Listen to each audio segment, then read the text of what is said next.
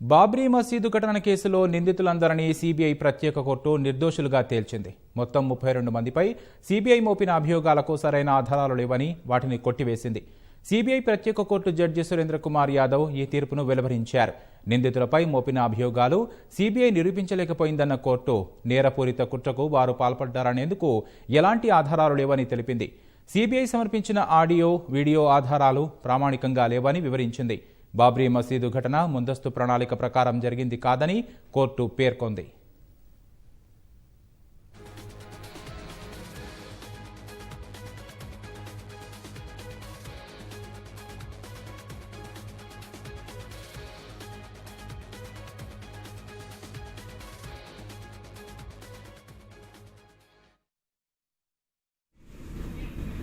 इस मामले में सही तथ्यों को न्यायालयों के सामने रखा और ये उनके परिश्रम से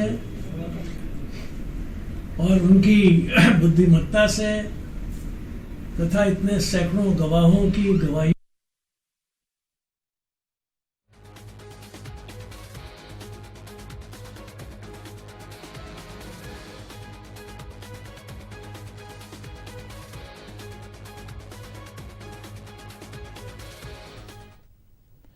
బాబ్రీ మసీదు ఘటన కేసులో నిందితులందరినీ సీబీఐ ప్రత్యేక కోర్టు నిర్దోషులుగా తేల్చింది. మొత్తం 32 మందిపై సీబీఐ మోపిన అభియోగాలకు సరైన ఆధారాలు లేవని వాటిని కొట్టివేసింది. సీబీఐ ప్రత్యేక కోర్టు జడ్జి సురేంద్ర కుమార్ యాదవ్ ఈ తీర్పును వెలువరించారు.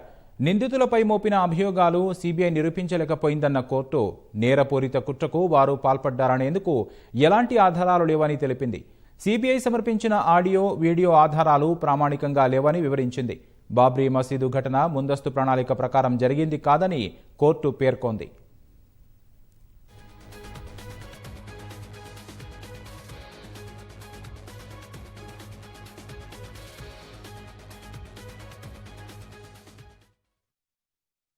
जी, सभी अक्यूज को न्यायालय ने आज बाइज्जत बरी किया है और कोर्ट की ओपिनियन जो ओपन कोर्ट में जब जजमेंट न्यायालय दे रहा था तो उनकी ओपिनियन ये आई कि जो भी वहां लाखों कार सेवक उपस्थित हुए थे वो किसी केवल हाई कोर्ट, सुप्रीम कोर्ट के निर्णय के अनुसार वहां पे उनको कार सेवा करनी थी। तो ये कोई पूर्व प्रायोजित नहीं था, एक समय वो घटना हो गई और बाकी जितने भी ये बाकी लोग वहां पे उपस्थित नेता थे, भाजपा के नेता थे, वो लोगों ने प्रयास किया था उस घटना को रोकने के लिए।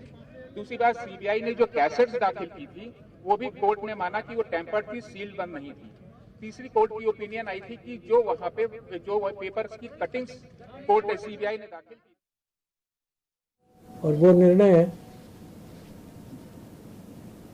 इस बात को सिद्ध करता है कि 6 दिसंबर को अयोध्या में हुई घटनाओं के लिए कोई षड्यंत्र या किसी प्रकार का ऐसा आयोजन नहीं था, वो अचानक हुआ है। हमारा स्वयं का आंदोलन जो भारतीय जनता पार्टी की तरफ से राम मंदिर के निर्माण के लिए सहयोग के रूप में किया जा रहा था, श्री अडवाणी जी के नेतृत्व में और भारतीय जनता पार्टी के उस समय के अध्यक्ष के रूप में जो मैं उसमें सहयोग कर रहा था, उस सब का एकमात्र उद्देश्य जन जागरण करना और राम मंदिर के लिए देश भर में एक जनमत और एक प्रकार का वायुमंडल तैयार करना था और तथ्यों को लोगों के सामने रखना था। इस निर्णय ने यह सिद्ध कर दिया है कि हमारा आंदोलन, हमारे कार्यक्रम किसी षड्यंत्र के तहत नहीं थे। वो एक सामान्य जनतांत्रिक आंदोलन के तौर पर थे। ये बड़ी बात है, इससे हम सब प्रसन्न हैं, देश प्रसन्न है और मैं ऐसा समझता हूँ कि इसके बाद ये विवाद समाप्त होना चाहिए और सारे देश को मिलकर भव्य राम मंदिर के निर्माण के लिए तत्पर होना चाहिए। इस अवसर पर मैं तो एक ही बात कहूँगा कि जय जय श्री राम और सबको सन्मति दे भगवान। धन्यवाद।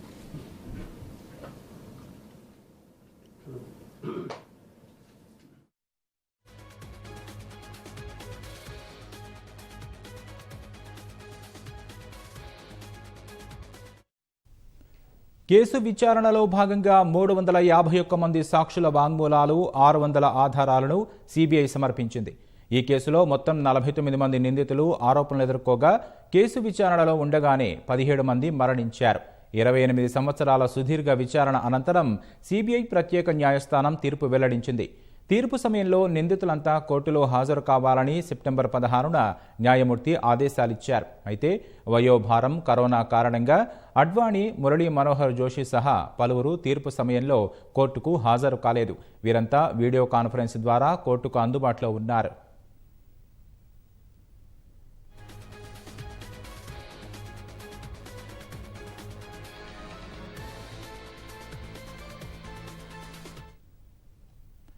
అయోధ్యలో 1992 డిసెంబర్ 6న బాబ్రీ మసీదు ఘటన చోటు చేసుకుంది. దీనిపై 2 ఎఫ్ఐఆర్లు నమోదయ్యాయి. 2001 మేలో సీబీఐ ప్రత్యేక న్యాయస్థానం అడ్వాణీ, ఇతర నిందితులపై నేరపూరిత కుట్ర అభియోగాలను తొలగిస్తూ తీర్పునిచ్చింది. ఆ తీర్పును అలహాబాద్ హైకోర్టు 2010లో సమర్థించింది. ఈ తీర్పు సవాలు చేస్తూ సీబీఐ సుప్రీంకోర్టుకెళ్లగా కుట్ర అభియోగాలను కొనసాగించాలని 2017 ఏప్రిల్ 19న ఆదేశించింది. రోజువారీ విచారణ కొనసాగించాలని, 2 ఏళ్లలో కేసు పూర్తి చేయాలని లక్నోలోని సీబీఐ ప్రత్యేక కోర్టును ఆదేశించింది. 2017 మే 21 నుంచి రోజువారీ విచారణ ప్రారంభమై ఇవాళ తీర్పు వెలువడింది. తీర్పు సందర్భంగా సీబీఐ కోర్టు బయట భారీగా పోలీసు బందోబస్తు ఏర్పాటు చేశారు.